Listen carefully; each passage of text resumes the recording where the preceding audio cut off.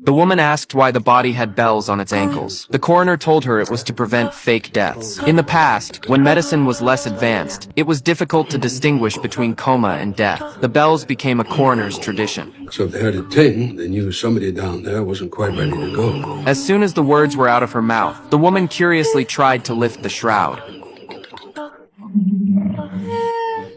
They thought it was just a farce, but soon they couldn't laugh anymore.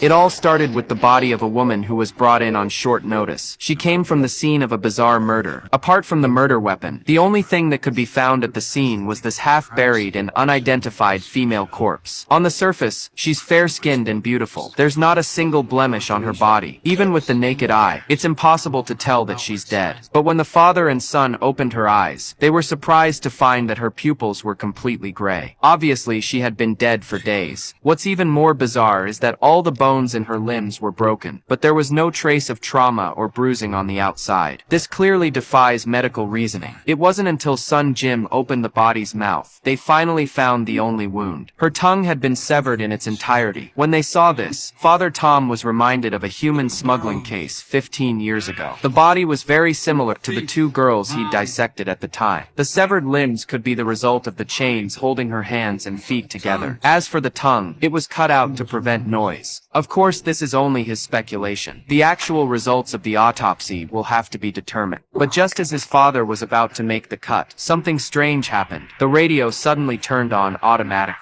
A woman screamed, then a song began to play. But the father and son didn't pay attention to it. They just thought it was a malfunction of the radio. And the father started the autopsy. With the gentle stroke of the scalpel, bright red blood gushed out from the wound. Again, this does not make sense. Only the living or the recently dead would bleed like this. What's even more unbelievable is that when father pried open the body's chest with an iron clamp and was shocked to find that her internal organs seemed to have been burned. According to common sense can cause such serious internal damage, the body would have at least third-degree burns.